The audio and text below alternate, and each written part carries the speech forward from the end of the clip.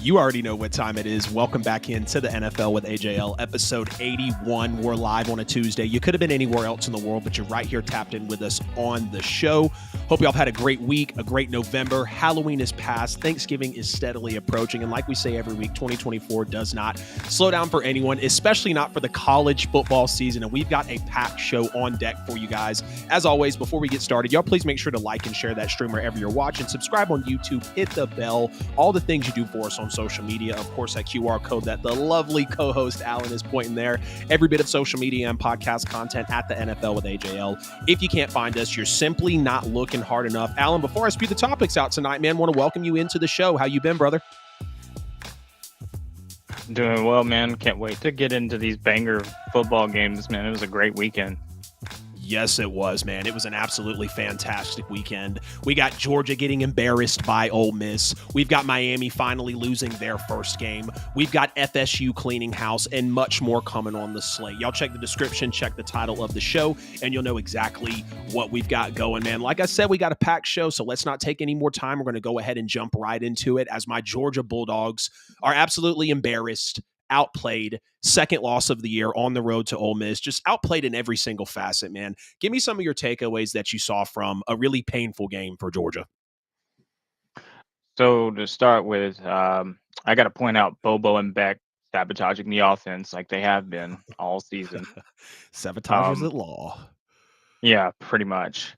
UGA gets a touchdown early on, start the game, and that's about where it is for them. I mean, just being honest, that and the physicality was outmatched.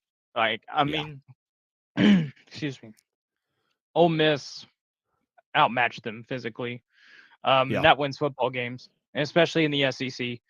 A touchdown apiece in the first and third quarter. The rest was a field goal fest. I mean, Lane Kiffin's defense was able to control the game, really. Beck and Dart, they throw a pick apiece. But shout out to the Ole Miss kicker, Caden Davis, man, putting up 5 field goals to steal this one for the Rebels, man. Georgia's got one more loss, man. One more until they're out of playoff contention. Because to be honest, I'm not sold anymore. I really don't. I don't know where they go after this. I don't know what happens. I'm not sure of it.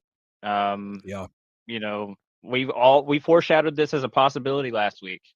Them potentially being out of playoff contention and even a conference championship spot, because you got Tennessee right there sniffing for it. Oh, and yeah. If you don't they beat got the them, defense to be able it's to over. stifle them. Yep. Yeah, exactly. And then, Texas doing what they do. So, but I'm going to let you have the floor, man.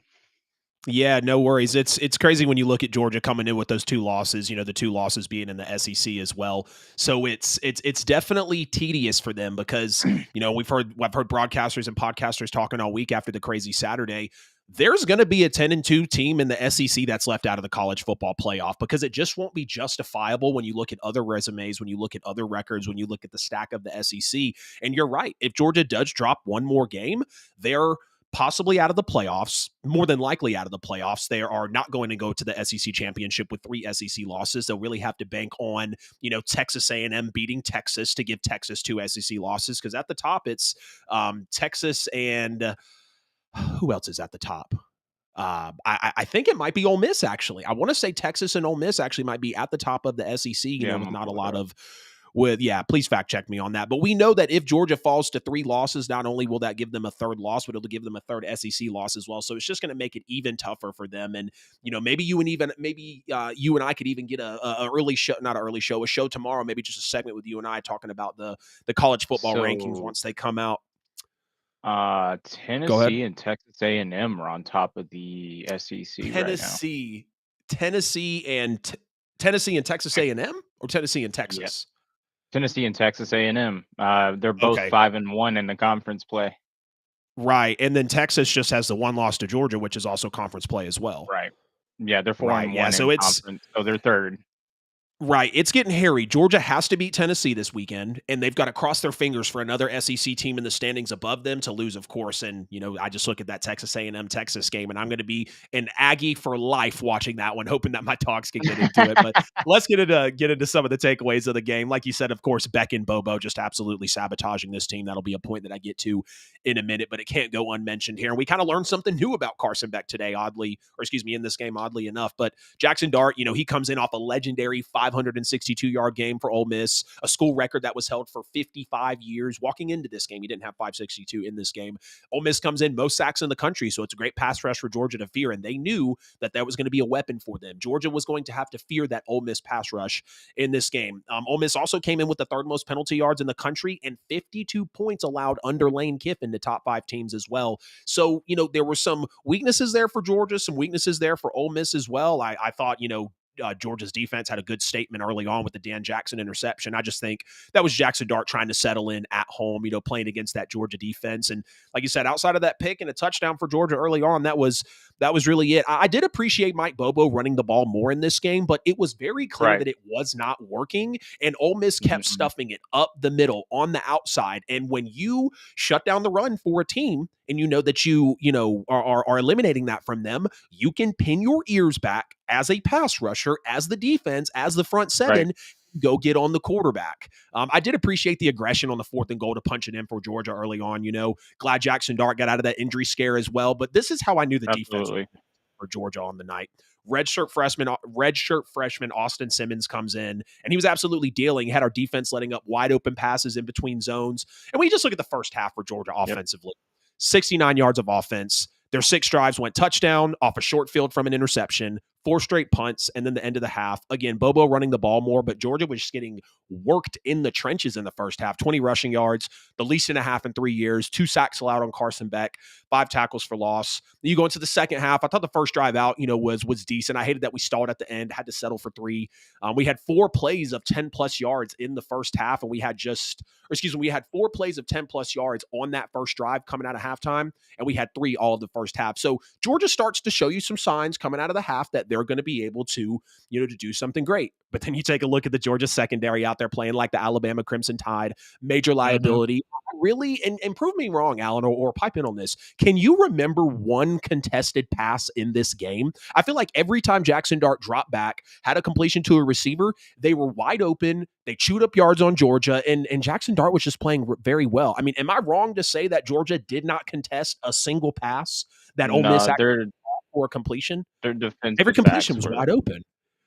Yeah, their defensive backs were non-factors in this game at all. Like it was Jackson was able to lace it every time. And another thing, I want to point out one thing you mentioned. Them going for the run but not being able to be efficient, because Lane Kiffin's a defensive guru at the end of the day, especially with run defense. So there's that. And congratulations to your daughter, man, going to Ole Miss. That's incredible. Yeah, he was saying that his daughter just went to Ole Miss, so he was like, you know what, I love you. I still got to cheer for the dogs. So what's up, Emery? Appreciate you jumping into the stream, man. Hope business is going well since last time I saw you. But yeah, and when Jackson Dart was blitzed, then it was it started to be effective on Ole Miss's offense. I thought Georgia needed to blitz more in this game as well.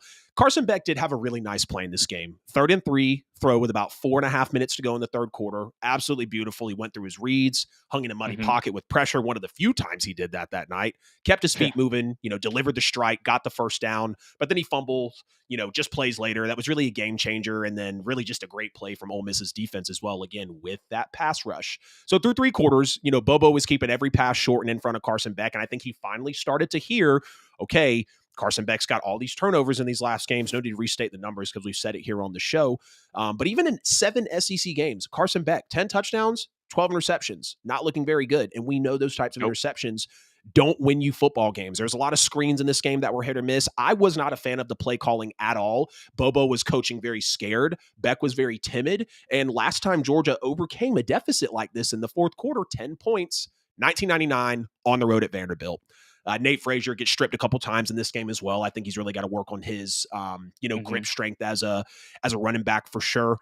Georgia gets bailed out on an ugly strip sack of Carson Beck. They ended up, tagging the face mask a little bit there. That was Ole Miss's only second penalty of the day. They had 3 all day. And to know that they were the 3rd most penalized team in terms of yards coming into the game, it was kind of crazy to see. But, just a few more points here. Really the biggest points of the game is Georgia's O-line. They were just bullied all damn night. And Carson Beck could not pick up the blitz. That's the new thing that we learned about Carson Beck in this game. If you blitz him heavily and effectively, Georgia's O-line played their worst game of the season. Carson Beck had one of his most timid, scared games of the season. And when you cannot run the ball, it was very easy for Lane Kiffin. He told that front 4, pin your ears back and go get Carson Beck. And that's exactly what happened. And that's really what Georgia fans just watched all night, if we're being honest, man. There was not any effectiveness out of this offense at all, and obviously Carson Beck throws a pick. That throw did get tipped, so I'm not putting that on Beck. I'm not even putting that on Bobo, because if you look at the, Georgia player that's getting separation behind that, it was going to be a good play. He was going to hit him on the slant, but it gets tipped. It, throws it behind him a little bit as well. So last 5 losses for Georgia dating back to 2020, they're -10 in the turnover margin. Georgia has 15 turnovers in their last 6 games. 3 of them in this game obviously killed the drives. Right. Georgia also leads the country in drop passes with 27. Their offense ranks 50th in the country, along with the defense being exposed in back-to-back weeks. Carson Beck only pressured on 20% of his dropbacks, I think for the year, if I understood that correctly, which was the 3rd lowest in the country. So Ole Miss saw that. They apparently saw some sort of weakness in Georgia's O-line. Tate Ratledge definitely has to get more healthy before the Tennessee game. And to top it all off, Ole Miss was winless versus AP top 2 teams. They were 0-11 all-time at home. They pull out the big win, and Georgia now is left wondering what's going to happen with them, with their fate. And pipe in on this one, man. Do you think we got to give a little more credit to Ole Miss here, or did they just kind of expose Georgia for kind of what they've been all season? They just finally caught them in a trap game on the road and really just ran it up on them. So do you give Ole Miss, do you think they're a legit contender possibly in the SEC with this win? I'm going to give them a nod, and also, a little bit of both, really. Because it was bound to happen for Georgia. The Alabama game was one thing, but this, and then Ole Miss, I've been an advocate for them all season long, and everybody's like, "Oh, who have they played? Who have they played? Who have they played?" I'm like, "All right, they just played somebody, and they beat them, and they do get that AP Ole top Miss 2 can't win win a big game." So finally, for Right. Ole Miss, and to answer Emery's question, Yeah. I do think Dart is a Sunday quarterback because I had him in my Heisman contention all season. And then Beck, definitely not. Maybe a backup at best. He's going to end up like Jake Fromm. Yeah. When you have decision making like that, that turns scouts off. That will not get you drafted. You will not be playing on Sundays in the National Football League with the type of decision making that you have. Can't for deal with a Carson blitz. Beck. Nope. Appreciate that comment, Emery. Really appreciate that, man. Yeah, Jackson Dart could definitely be a Sunday quarterback, but Beck, not so much. It finally happened, brother. It finally happened. And not to sound like a hater, because I'm not going to say I'm a Miami fan, but I like what they've been putting together this year. Mario Cristobal seems like he's pulled it together well. Cam Ward, they have a superstar at him, a Heisman contender. Damian Martinez, Xavier Restrepo, but we know the defense for Miami has been a big liability. They finally lose their first game of the year. They fall to Georgia Tech, who upset your Noles at the start of the season. They lose 28-23 in Atlanta at Bobby Dodd Stadium. Did you learn anything new about Miami? And give me some of your takeaways as well, man. We did learn some new things. I'll get to that in just a minute. I'm smiling still on the inside with the garnet and gold blood in my veins. I know we're terrible, but I don't care. Miami lost makes me happy. Right. I said it weeks ago, when we were talking about Duke or Georgia Tech, one of them would be the one to do it, and Georgia Tech finally did it. Looks like we were right. Miami playing these close games, depending too much on Cam Ward. He is a field general. He's great. But Georgia Tech has Miami's number 2 years in a row now. That's right. Last year they lost off of some play they shouldn't have even called. They should have just kneeled the ball, and they strip it and go to the end zone. And this year it comes down to the wire. It was a fun one to watch, though. It was.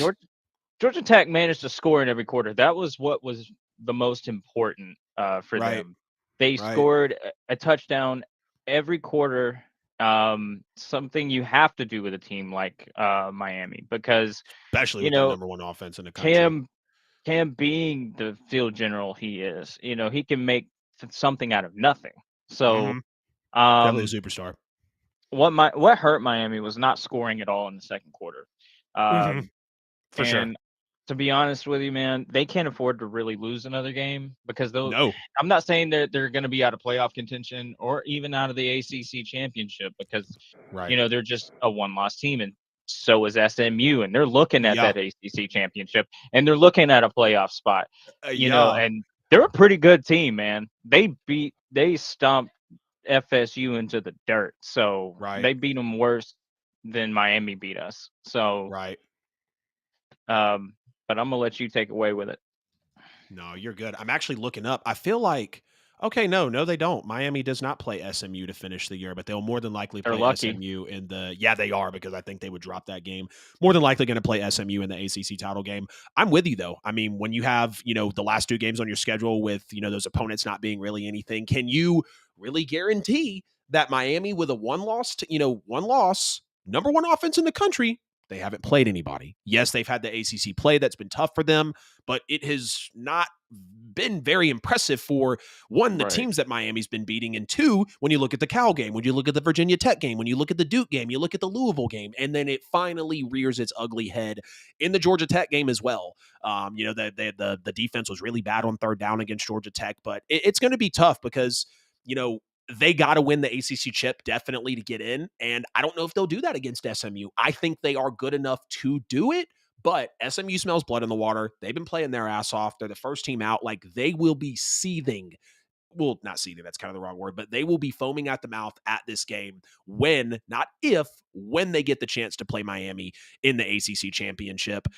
Cam Ward can only be Superman for so long, man, before that Miami defense breaks, which of course it did. I thought Jamal Haynes, big time statement run in this game, 65 yards on the Hmm. second play from scrimmage. Obviously, the eventual score later on. Miami should feel really lucky that he only had 3 rushing attempts in this game and then went out with the injury, because that really could have been a game changer there. Miami turns around, says, hold my beer, 78-yard touchdown pass to the tight end to answer immediately. I think it was the first or second play for Miami on the following drive as well.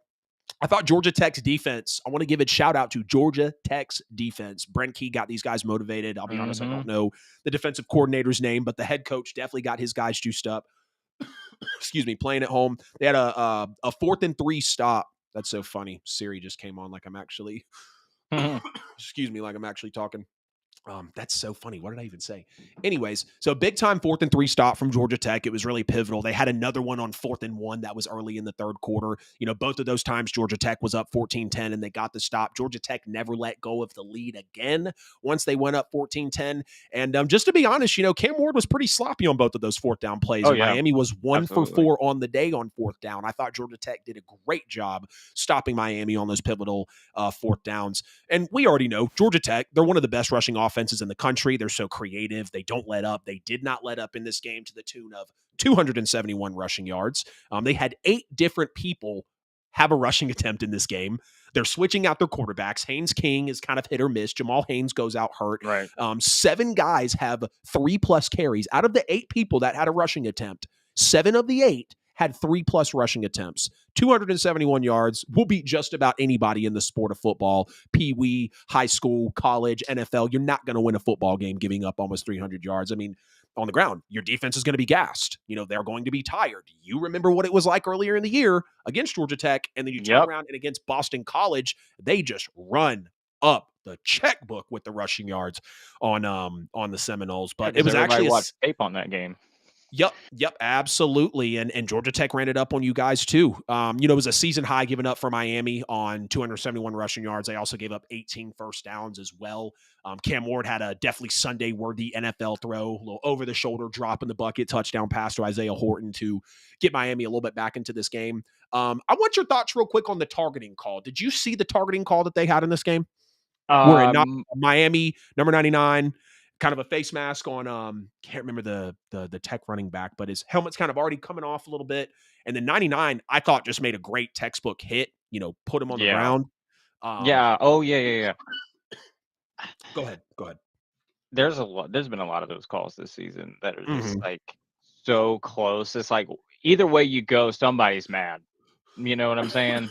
Right. I feel like when the helmet pops off and someone's head snaps back, it's literally on the referees to call targeting, because if not, Right. then here comes If they don't. everything, you know, exactly from the front offices of college football and whatnot. But I just thought it wasn't a good call, man. I see why they called it, but I thought that was a textbook wrap up, hit, tackle, whatever you want to call it. It's a CYA scenario is what it is, really. Right. Like literally, that's the perfect way to put it. And again, you know, like we said, Cam Ward, he can be Superman only for so long. I thought definitely he was trying to do too much on just second down, minute and a half to go in the game. You got 2 timeouts. You don't need the world.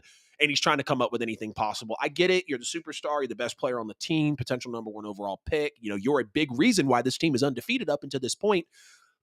Yeah. Damn. And then it finally cracks and breaks through. Georgia Tech, you know, they pressured Cam Ward well. I thought the defense, again, big shout out to them. They were great overall, aggressive run game. Never gave up the lead once they went up 14-10. Stopped Miami on 4th down 3 consecutive times as well. And just to put it in a little bit of perspective for Miami as well, since allowing a previous season high of 206 rushing yards against Virginia Tech on September 27th, when the controversial Hail Mary, the Hurricanes had allowed 98 yards on 3.9 yards per carry in the next 4 games before Georgia Tech. Miami knew Georgia Tech. This is the funny part. Miami knew Georgia Tech was going to run it. They knew their quarterbacks weren't in the best position. Georgia Tech said they were going to pound the football on the ground because Haynes King was banged up, who still came in 20 carries, 93 yards, and a touchdown. So a little, damn, I got a scratch in my throat. A little embarrassing, I feel like, for Miami not to be able to really snuff that out. Miami also entered the game tied for last in ACC games by allowing 75% of red zone trips by their opponents to result in touchdowns. Georgia Tech had 4 trips. They scored all 4 times. They even got into the red zone a 5th time at the end of the game, but they took a knee in victory formation, of course. It's almost like they played Miami the same way they played us. Yeah. If you really think about how the game played out, it came really close, and just Georgia Tech, you know, they came out with it, man. I'm proud of them. I am too, man. It was a big time win. And if, you know, watching the game, it never felt like Miami was in control. I mean, that was Georgia Tech's game from the early jump. As soon as they stopped them on 4th, I said, that's a tone setter. That's a big time tone setter. And it took them all the way to the end of the game.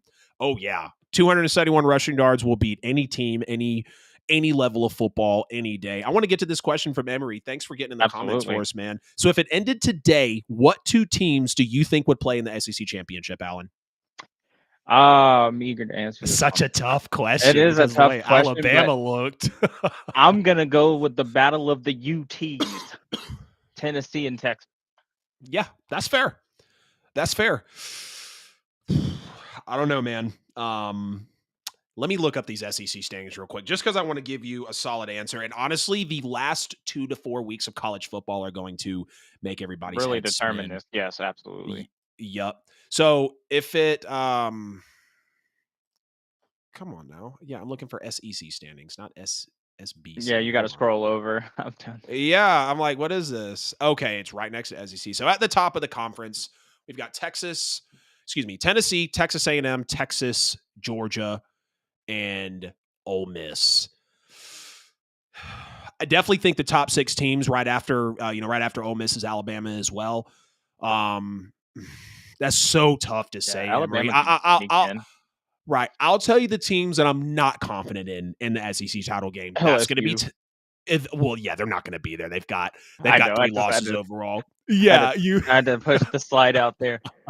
Right. You had to do it for sure. I'll be honest. Tennessee's got a great defense, but they've shrunk when it really matters, so I'm not super confident about them. Texas A&M is a very north-south team, albeit they are 5-1 in the conference. I would say it's going to come down to Texas, Georgia, Ole Miss, or Alabama, and I would probably go, I don't know, man. I hate to say it, but my heart's pulling at Georgia, Alabama right now. I know that's crazy, but Ole Miss just had this win over Georgia. Can they sustain it? Texas, yes, they've looked good all year, but they've been shaky ever since the Georgia game. And people talking about Texas being the best team in the SEC. I don't know if there's a best team in the SEC. I'll tell you who I'm confident about. You know what I mean? It's like you're not looking at LSU. You're not looking at Missouri. Anyone below that, South Carolina, Vandy, Arkansas, Florida, you're not caring about them. So it's Tennessee, Texas A&M, Texas, Georgia, Ole Miss, Alabama. I don't know. Grab it. Right. Today, confidently, I'm going to say Georgia, Alabama. I could see Tennessee and Texas. I hate to give you such a, kind of rough answer, Emery, but it's so tough to tell with, he said he was thinking Alabama, Texas. It's so tough to tell with the way that the SEC is actually playing out. But now. It is, man. It absolutely is. One last point here about Miami. Their defense allowed Georgia Tech to convert 9 of 14 third downs at 64% completion. To put that in perspective, Miami also allowed 9 of 14 against Virginia Tech earlier in the year, but the other 8 games, they've only been allowing 28% of their third downs. The last time Miami allowed a team to go over 60% on third down, Alabama in 2021. That's the only time in the last 7 years that the Hurricanes have been that bad on defense for third down. But yes, definitely a big loss for Miami. We see them go down. Absolutely tragic for them. But they're going to have to win out the rest of their schedule, and they're more than likely going to see SMU in that ACC. In that ACC title game. This has been episode 81 of the NFL with AJL. I appreciate everybody jumping into the show tonight. You could have been anywhere else in the world. Y'all, please make sure to like and share that stream. Subscribe on YouTube. Hit the bell so you never miss a post. The QR code, as always, every bit of social media and podcast content. As always, we're sponsored by Buy and Sell with AJL for all your worldwide professional real estate needs. Buying a home, selling a home, investing in real estate. Get at these guys on social media. It's a real estate team you need to work with. You can get on their exclusive newsletter, their monthly market reports. They're now running real estate meetups. So the business just continues to grow to serve their clients at the highest level. And we're also sponsored by PrayStation Online at PrayStation Online for the best gaming and worship collab you could think of. Anywhere you want this logo that you see on the lower third, a shirt, a hoodie, a sticker, a hat, they can make it happen for you. Use code AJL at checkout and they'll give you a really sweet deal over there. Thank you, PrayStation Online and Buy and Sell with AJL, for being a faithful sponsor of the show. This might be a short and quick one because it was a short and quick one for LSU by the time Alabama went up 21-6. Alabama eviscerates, dog stomps, wipes their tail with LSU 42-13 in Death Valley. What an embarrassing loss for LSU. I mean, is the jig not officially up for LSU? I mean, the cat is out of the bag on this team, right? Nobody trusts this team at this point, especially with having 2 weeks to prepare at home. Right. Take off, man. Brian Kelly's throwing his arms up right now, like, you know what I mean? Did you hear his freaking post-game presser? I did not. Did he whine again? I'll give you a one-liner, and you're probably just going to laugh. Because he smacked the table on one of them, I remember. He smacked the table in the first game of the season when they lost to USC and they blew it. Such a bad loss. I mean, it's week 1, but that one definitely haunts them. He said, you would think these guys, or not even quote, something along the lines of, you almost ask yourself, you look at this game and you ask yourself, what were these guys doing the last 2 weeks? Brian Kelly, that's a reflection of you. Yeah. Why would you say that in the post-game presser? Like ownership, bro. People already have doubts about LSU. Brian Kelly might be gone after this year, as much as I might or might not agree with it. And then you come out and you say that. Saying things like that, yeah. You would think these guys, you would be asking yourself, what were these guys doing over the last 2 weeks? Yeah, we are asking that, Brian Kelly, after an accountability, dude.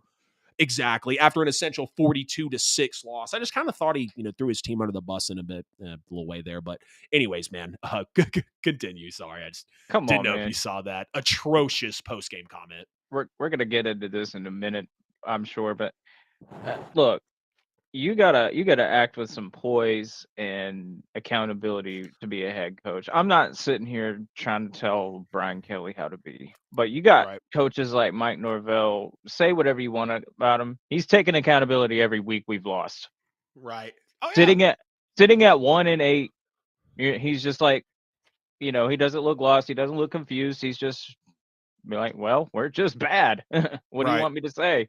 Right. But he's taking it up for his team, and he's taking it all on himself. Like, that's how you're supposed to do it. But I digress. I predicted the Tide to win this game. I know a couple of my family remember, oh, LSU's gonna win, and I'm like, no way, no way, not the way Texas A&M played them. I was like, Alabama's Right. winning this one, and boy Yeah. did they! And like you said, short and sweet for this. No shocker. Dog They walked them. outplayed them in every quarter, every Yep. way. Yep. LSU is just underwhelming, man. They are They not are. a great team. They They don't don't have enough play. guys, bro. They They don't don't. have enough guys Garrett defensively. Nussmeier can't do it himself. Nope. They're not playing very well against ranked opponents. I can tell you that year in and year out. Yeah. And they still have to play a Florida team that's starting to warm up and come together, and a Right. Vandy team that's coming off that Alabama win. They're still high on that, I'm sure. Oh yeah. They've been riding that all year. That was their Exactly. national championship. Right, exactly. They don't care if they lose another game or if they Right. win another game, excuse me.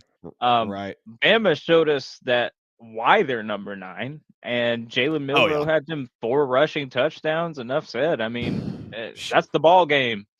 Yeah. Yeah. Absolutely embarrassing. I mean, just on Awful. all aspects for LSU. I was appalled at the way that LSU came out and played this game. And just to have no adjustments, to have literally zero answer for Jalen Milroe. And I'm sorry, but he's a one-dimensional quarterback. That's no disrespect to him. That's just assessing his game from an He's a honest one-trick pony. standpoint. He is a one-trick pony. I don't know if he's a Sunday quarterback, but if he was playing in college football for a few more years, everybody's calling him to transfer if he's thinking about it, because he is that good. Now, we have seen games where he's been stunted, but when he's on, I mean, he's on a Heisman campaign when he's on. We saw it against Georgia. We see it here against LSU as well. 4 rushing touchdowns, 1 in each quarter, 185 rushing yards on 12 carries is just astounding for both Alabama and LSU. 109 pass yards. Obviously his counterpart, Garrett Nussmeier, 3 turnovers on the night. All of them were pretty ugly. And the big thing, Brian Kelly came into this game 11-0, undefeated at night in Death Valley while coaching his Tigers, and he finally takes his first loss, and it's a historic, ugly loss without a question. And you knew it was going to be a long night for LSU's defense with Jalen Milroe. He escapes pressure early on, rolls out, finds Ryan Williams wide open, for a busted 2nd and 14 conversion. LSU has to be ashamed after this, because this is back-to-back years with LSU giving up 4 rushing touchdowns to Jalen Milroe. Jalen Milroe had 20 carries for 155 yards last year and 4 touchdowns. This year he has 12 for 185 and another 4. And they also gave up 42 points to Alabama last year as well. So it's like you had 2 weeks to prepare for basically just a Nick Saban-less team. Obviously, Caleb Downs is, with Ohio State, same quarterback. Like I said, mostly the same roster. You've got a new defensive coordinator. You're at home. I want to say last year's game was in T-Town, if I'm not mistaken, in Tuscaloosa. So it's just shameful, really, on all aspects. I mean, Bama comes out on 3rd down, 5 for 5, an average of 5 yards to go. They just end up absolutely rolling over LSU. And again, it's very clear that LSU can't stop the run. And when you go and you pluck one of the best DCs in the nation in Missouri's defensive coordinator before the season to help with the defense, 300. We thought Miami got rolled over running the football. 311 rushing yards at home is embarrassing. Again, to the same quarterback with arguably probably a less explosive playbook. Because KDB, I'm sure he picked up some of those Saban, plays. I don't really know how it goes when, a coach retires, and are they just like, hey, I know you're about to take over this legendary program, so like, here's my 50 best plays or whatever. Like, is that a thing? Someone get in the chat and give me your opinion on that, or maybe research. I really want to know. But it's clear that Kalen DeBoer still has that nice bag of tricks with those explosive offensive plays. I mean, and for even some other ones, Ryan Williams dropped a walk-in touchdown on a Jalen Milroe deep ball, and Jalen Milroe also overthrows Henderson for a touchdown pass on the backside of LSU's defense again. So just more gaps in there. Another SEC referee gaffe, of course. I don't know if we should even continue to talk about the refs at this point. I don't know if it would have changed the outcome of the game. But Justice Haynes didn't score on that second Alabama touchdown. That was reviewed. You could see his forearm was down plain as day, and then they still awarded him the touchdown. It was early on in that game to put them up, and I don't think LSU's defense would have stood up even if they don't give almost said Indiana, even if they don't give Alabama that call. But yeah, that was just definitely rough to see there. I think the only real defensive highlight for LSU was the 4th and 1 stop on Alabama in the second quarter. And then I guess you could say it's good that they limited Bama to 5 of 8 on third down after letting them go 5 for 5 on third down to open the game. So, overall you allowed them to go, 10 for 13? Yeah, very rough on third down for LSU. And then, Alabama goes up 21-6 after Nussmeier's awful fumble. And I said it watching the game. I said, if LSU does not tighten up, they're going to get blown out like 35-10. It was worse. They got blown out by another touchdown, and they put up a little more than 10, but it was really 42-6, effectively until the garbage time touchdown. Garrett Nussmeier, end zone interception, game's over at that point. And I know he was trying to float the ball over the defender's head, CJ Daniels. He had some nice separation on a slant in the back of the end zone, but I guess Nuss just didn't see the defender, honestly, camping out at the goal line. But, help me out here, Alan. Do you think Alabama took a turn in this game? And here's what I mean. You allow 2 field goals basically the whole game, major defensive shutout. You're on the road. It feels like the offense couldn't miss, even though they were mainly just running. You might be doing that again. Yeah. No, you're good. Whatever you do when you reach up there to fix it, you're good. I could just kind of start hearing it feedback just before you started talking again. I didn't want it to sabotage y'all. Thanks, guys. I'll be checking in on y'all live now. Thanks, but I got to wash dishes and wash clothes and dishes. Have a nice evening. And I do think Ole Miss is a real contender. Honestly, they are good. Yeah, I don't blame you, man. Thanks for tuning in. Go be domesticated as hail, as the ladies like to say that we should be. Yeah, right. But yes, do you think Alabama took a turn in this game? They allowed 2 field goals basically all game. Major defensive shout out. They're on the road. The offense couldn't miss, at least for running the football. The defense was on the quarterback's ass all night. No big plays on busted coverages for the most part. Do you think Alabama might have turned a corner in this game? I think so. They definitely were playing like it. They played better than arguably Texas A&M played them. So because LSU didn't have a breath of life in them in this game at all. They didn't even have a pulse. So Alabama is definitely a contender. Especially, if other teams lose, like if Georgia loses again or Texas loses again, right? They're definitely a contender. And I could see Ole Miss being a contender as well. Right. Like Emery said, like if any of these teams drop another game, because let's face it, the Iron Bowl is always one to watch with Alabama and Auburn, even if Auburn or Alabama are bad, one of them's going to upset sometimes. War Eagle in that game, boy. Yeah, for real. But yeah, man. To spoil it for them. But yeah, Bama's definitely turned the corner here. I think it definitely seems like they have a different identity now. Right. I don't know if I'd so much say different identity, because I still don't think Jalen Milroe is a prolific passer of the football. Clearly, he's very great with his legs. But, the reason it kind of stuck out, if you would have said 6 weeks ago this game would have ended the other way, LSU 42, Alabama 13, I probably would have believed you, because Alabama's defense was trash. Right. If you shut them down and make them one-dimensional, the offense dried up. Absolutely. And LSU, was able to hang points on people earlier this year. But the way that it's turned around, Alabama's offense is on fire. Their defense isn't letting up anything on a decently good, offense ranked in the country. Exactly. And they just come out the way that they do. I'm like, I hate to say it, but we see it in the NFL, we see it in college. You get to those last, 3 to 6 weeks of football, and these teams just they get a little haze over their eyes. They get a little jaded. They're like, they get on one. They're like, I'm about to really turn it up. I got to call out the LSU fans before we move on to the Indiana-Michigan game. It was clown-like, classless, very low couth action when they're starting to litter the field over the face mask call. That was the right call, by the way. Yep. Just because you didn't grab his face mask, if you grab the side of the helmet, you cannot grab a player by their helmet. It's a penalty every time. Nowhere near it. Clearly everyone in Death Valley just didn't understand football. They got amnesia a little bit at that point. But littering the field because let's be real. You're pissed because you're getting wiped at home. You're getting absolutely dog walked. Yep.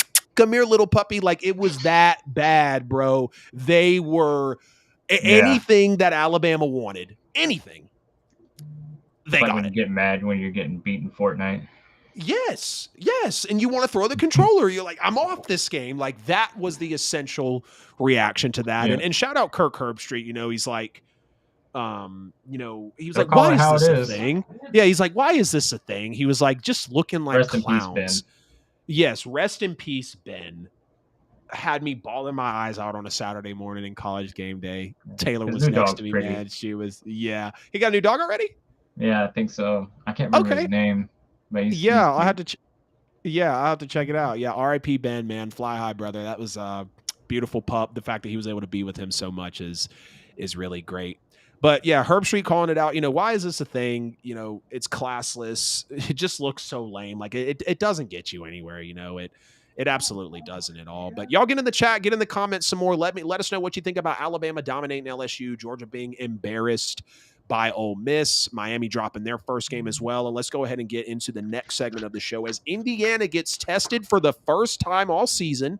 They escape Michigan 10-0 for the first time in program history. What did you think of the Hoosiers pulling out a really sticky one in Indiana? A little bit of a struggle win. But I mean, it's a staple win. You beat Michigan, even if they are an underwhelming team, it's still Michigan. Right. When's the last time you saw Indiana beat them? Program. Right. Yeah. They go 10-0 now. Mm-hmm. They got Ohio State next week. If they win this game, they're in the Big Ten championship, man. That Ohio State game is this weekend? It's next weekend, yeah, I think. Or this weekend, yeah. I think so. No way it's this weekend. Oh my God. And they may have a bye week. I can't remember. But that's their next game. And then it's Purdue to close out the season. It's next weekend on the 23rd. Yep. Okay. But they beat Ohio State. They beat Purdue. They're in that Big Ten championship. Do they win? I don't know. But they're definitely in the playoffs for sure. It was a thriller to watch. I mean, the only reason they really stayed afloat, though, was their performance in the first half. Yeah. But then they started to, trickle down just a little bit each quarter thereafter, holding Michigan to 6 points apiece in third and fourth quarter. Curtis Rourke with 206 passing yards, though, and 2 touchdowns. I mean, he had a pretty decent game. He threw a pick, though, but I mean, ugly one. It happens. It was bad. Yeah. It was bad. It was really. It was ugly. Like, bro, you stared that route down, and that DB was like, "Nah, move." But I got to throw my hat off to Indiana, man. They pulled it out. They, they hunkered down those last few minutes. It was really close there. Michigan was trying to make a drive, and it just didn't work. They stopped them dead in their tracks. So, congratulations, Indiana. You're 10-0 for the first time in forever. And first time in program history. They've never been 10-0. Yeah, there you go. I'm proud of them, man. And I'm honestly, I'm pulling for them, man. I want them to do good. Yeah, I love a good Cinderella story. That's right. And they are 100% the Cinderella story. That's right, bro. That's right. I'll be honest, though. That one could be ugly. I'll tell you at the end of my take here why, but I'm going to go into contrary, bro. It was impressive because you're 10-0. But it was a struggle win against a very average Michigan team that's now 5-5. They were 5-4 before. Miss me with the whole defending national champs because that was never a thing after week 1 or 2. You know what I mean? Maybe I think week 3 they fell out of the rankings. It's just like when Colorado beat TCU. TCU was the runner-up against the Dogs. Nobody has said the letters TCU consecutively since that game. Let's just call it what it is. So doesn't matter. Right. Indiana, again, finally tested. They go up 17-3 in this one, and then they're held to just 3 points the rest of the way. Shout out Sharon Moore, that Michigan culture, that defense really making that adjustment at the second half. Again, we said 10-0 for the first time in program history. I think Michigan really had a chance early in this game. They were driving early on. They were finding gaps in Indy's defense, and then the blitz from Indiana has Davis Warren drop the football. Also, not to mention about Michigan, they don't know who they want to play quarterback. Yes, Davis Warren has taken most of the snaps. He had a little bit of Alex Orji earlier in the year, and then he's got some packages as well. But that just further negatively accentuates my thoughts on Indiana's, close win. Again, they won. They played who was in front of them. They were at home. But going 10-0, you got to give them that credit. It is impressive. But when the eye test, you watch it, you see how they didn't adjust in the second half. You know that Ohio State's coming up. You know that everybody in the 12-team playoff is eyeballing Indiana, and maybe someone will get caught. But I just think we're really going to see a difference of Big Ten versus SEC, ACC once it gets down to it. But we'll let them play. Who they have in front of them. But the blitz from Indiana, it makes Davis Warren, bobble the ball. He fumbles it. They end up having to settle for a field goal in this one. I thought that was a real tone setter there potentially. I really thought Michigan was about to go down and score their first touchdown of the day. Shout out Omar Cooper, Keyshawn Williams as well. I thought they had some great plays for Indy's first scoring drive as well. Elijah Surratt breaks the Michigan defense for a really big touchdown catch as well. And Curtis Rourke, he's a solid quarterback. 21 touchdowns, 4 interceptions on the year, second in the nation in QBR at 88.6, 72% completion, 2 rushing touchdowns as well. So I think they have enough of a quarterback to make a run if they want. He's not special. No. But he's definitely above average. I think he's good enough. I think he has solid decision making. We've seen that this year. Even though Carson Beck, hell yeah, buddy, you and I could go out there and have better decision making than Carson Beck possibly. It's just rough, brother. You know me. I'm gonna keep it 100%. You see the Saints jersey behind me. We got to keep it real, no matter what the teams do, man. That's right. But yeah, so Indiana, they go for it on 4th and 12. Don't know why. Yes, it was going to be a long field goal. But try to take the points, pin Michigan deep. Their offense didn't do a lot all day. So that's not something I really agreed with there. I think that kind of did come back to bite them in the tail. / they did. What's it called? It kind of did come back and get them. But Indiana just absolutely, stoned Alex Orji on that fumble. It was a big time play with trying to, shove Alex Orji up the middle. I thought Indiana also made a big stand on Michigan as well inside the red zone. Indiana, they throw the horrible interception like we were just talking about. The DB reads it like a book, and Indiana was just all over Michigan's run game. They end up standing them up inside the red zone as well. They only allowed 1 touchdown, which was when they went for it on 4th and 12. Didn't get it. That was later in the game. They had a 35-yard field, Michigan did, because Indiana had a bad offensive drive. They start on the 25, end up getting backed up. They punt from the end zone. So, kind of credit there to Indiana as well. I thought Michigan adjusted as well as they could have, really, as all teams need to. You allow 3 plays of 20-plus yards in the first half, and then none in the second half, to my knowledge. I know that they didn't have any in the second half through the third quarter anyways. And they really dialed up the pressure on Indiana's quarterback as well. And Curtis Rourke, you could see that was something he started to struggle with later in the game. I'm taking my notes, and I'm like, okay, his quarterback, his pocket presence isn't too bad. But then you have 2 sacks and 3 plays from Michigan, and you have CJ Guy coming in and just absolutely blowing it up. So I think if you get pressure, I think if you get pressure on Indiana's quarterback at the right or wrong moment, you could see them slip, and I don't know if it'll necessarily be pretty. And I know, Adam, you can say that for any team in college football. While that is true, there are other quarterbacks that have made their career by being able to read through the blitz, by being able to pick up pressure, being mobile. And that's just something that Indiana's quarterback doesn't have at the moment. Like I said, really bad drive of the game. Indiana seemed like they wilted more and more offensively as the game went on, but they showed us, yes, the defense did stand up, but it is against a Michigan team that does not have a very prolific offense. So Indiana starts on the 25-yard line. They take 2 sacks and 3 plays, and then they punt out of their own end zone just at the 35-yard line. That's where Michigan gets their only touchdown of the day. It took until the fourth quarter with 2.5 minutes to go for Indiana to get their final and only 3 points of the half. Here's my, thought process on obviously why I'm worried for Indiana. And, yes, while this 10-0 win is impressive, you got to look at the entire context. This is an average Michigan team. Yes, the defense is always going to be in contention, but records do speak for themselves. This isn't a very prolific offense. You see your offense kind of struggling with the Michigan defense. And at the end of the day, there are going to be teams out there in the 12-team college football playoff that get after your quarterback more than Michigan did. Can I offer you an Alabama? Can I offer you a Tennessee? Can I offer you a Georgia on a good day? There's going to be teams out there that are just better than Michigan. And I get it. Step by step, they had to get tested. Now the big test is Ohio State. But to get really stymied like they did in the second half, not really show any sort of life offensively. And again, it's against a Michigan team and you were at home. I definitely think it's cause for concern. And, I think the Ohio State game, it could get ugly. I'm definitely going to be watching every snap of that one. It's going to be a watcher for sure. Honestly, they're going to have to prep a lot for Ohio State to be able to pull that one out. And even if they do lose, I still think, they could go to the playoff potentially. But it just depends on how bad they lose if they do. But if they do win, maybe they just had a bad game. Right. And here's the thing. Everybody's entitled to that too. Right. Ohio State did. And here's the thing too.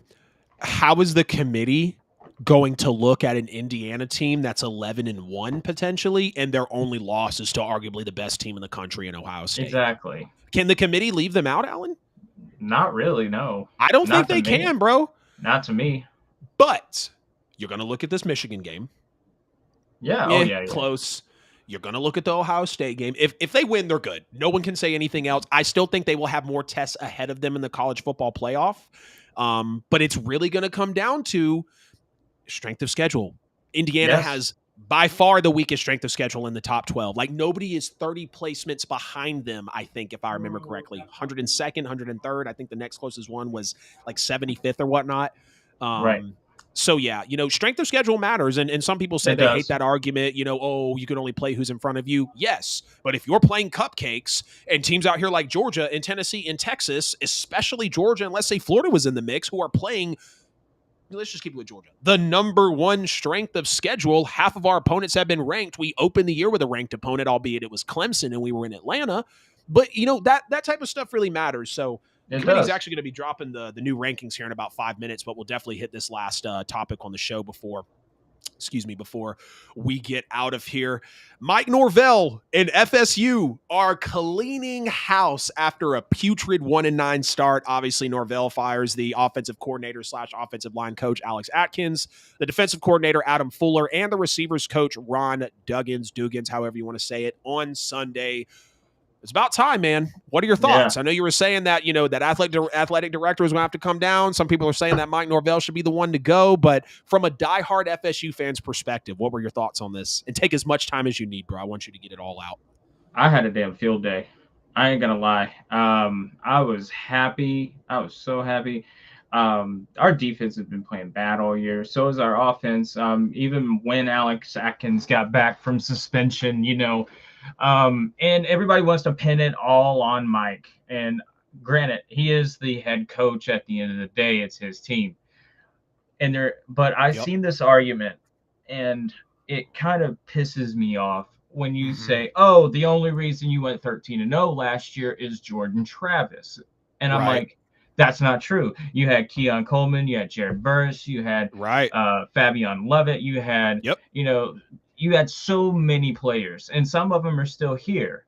Yeah. It's just, he developed Jordan Travis into what he was. Mike Norvell did that. He's a quarterback whisperer.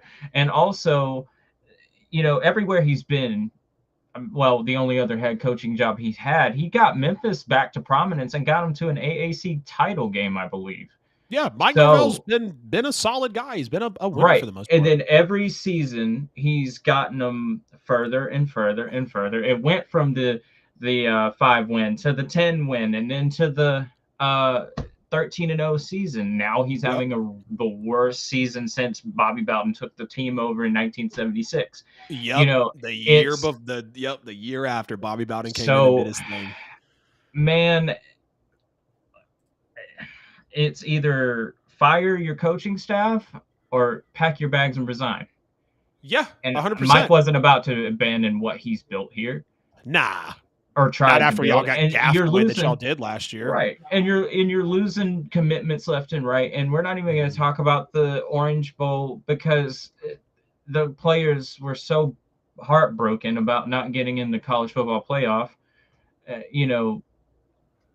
It didn't matter at that point to them. Right. Now, to me, it still mattered. But, I digress. They wanted to go to the NFL draft, all this stuff.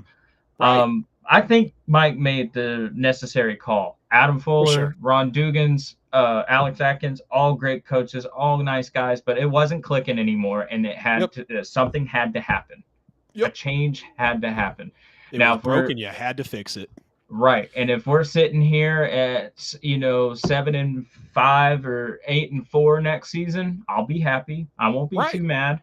But if we're sitting here at 3-9, something's gotta be done. And I know we gave Mike that contract extension, but we saw the boosters buy out Willie Taggart faster than a jackrabbit. So I mean, I remember the multiple texts and conversations. You're like, bro, I can't stand Willie Taggart, bro. Don't even get me started on that hire. I was not a fan from the get-go, but I digress. Growing pains. Oh, it's so hard to watch your team be led by just someone of pure incompetence. Yeah. We had players lining up backwards out of spite because he did not have a locker room. They were like, you know what? We go get this guy fired. Yeah, I guess that was what they wanted to do. But in any case, I saw this comment too. Willie Taggart didn't have a 1-9 season. Yeah, that's true. But at the end of the day, we were playing a weaker schedule back then. Now we have an SMU, and company that joined in the ACC, and the ACC is not a crapshoot anymore. I mean, we got some pretty decent teams in here. Yeah, so especially with that 12-team playoff, dude. Like a Georgia Tech, like a Miami. You got decent teams in here.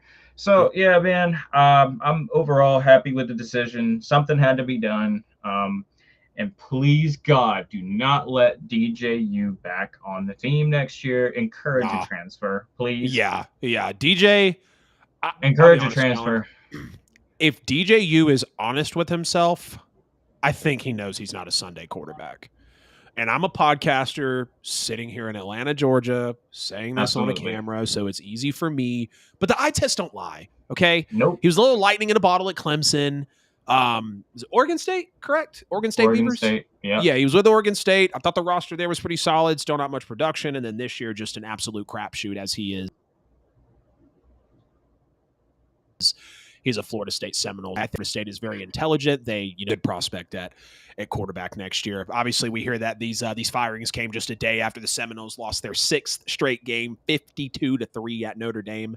It was FSU's 3rd straight loss by 20 points or more with a 1-9 record. Florida State is on pace for its worst season since finishing 1-10 in 1974, 2 years before Bobby Bowden came in, took over the program, and made them what they were. Obviously, Mike Norvell. Quote, I appreciate the work these 3 men have provided over the last 5 years with me at Florida State. They're all great men with families who have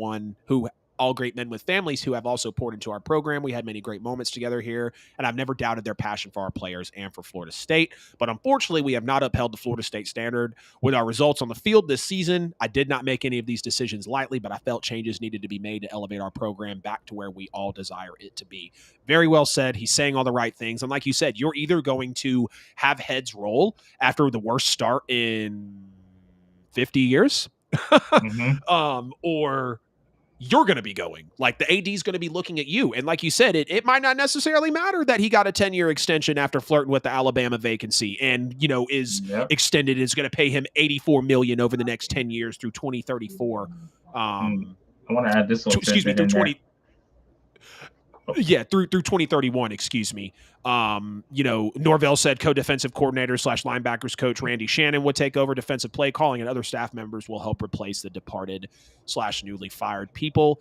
The Seminoles rank last among 134 FBS teams with 13.3 points per game and are 101st in scoring defense, surrendering 29.8. So let's just say surrendering 30 points per game. It can't get any worse. Nope. You've won one game. It wasn't that great. You've been getting wiped on every other aspect in the game, in all these other games. So it was, the only way is right. It's really, it's really only up from here. And of course, you hate to see this for a team that was 13-0. They got an ACC championship last year. They get snuffed out of the playoffs. Right, you get snuffed out of the playoffs. Everyone opts out. They lose 63-3 to Georgia in the Capital One Orange Bowl. But again, 10-year extension at Florida State. It's going to pay him more than $84 million through the 2031 season. You guys are going to close out playing Charleston Southern, and then you're going to go and play Florida the following week. I'm happy that you guys did this. I was wondering how bad was it going to have to get before changes were made. Or because I thought, look, in offseason, everybody's about to be gone, bro. They're about to be calling for heads. They are about to overhaul that roster, go get crazy active in the transfer portal and recruit. And Mike Norvell might have been without a job. Call me crazy. I know FSU fans probably don't want to hear that, but your worst start in 50 years, what the hell is the AD supposed to do but look at the coaching? Yeah, their hands are tied. You know what I mean? They're questioning their decision to hire him, definitely. Right. But I mean, albeit they did have a 13-0 season, but that's in the rear view. That is, man. We are 10 games. We're focused on the future here.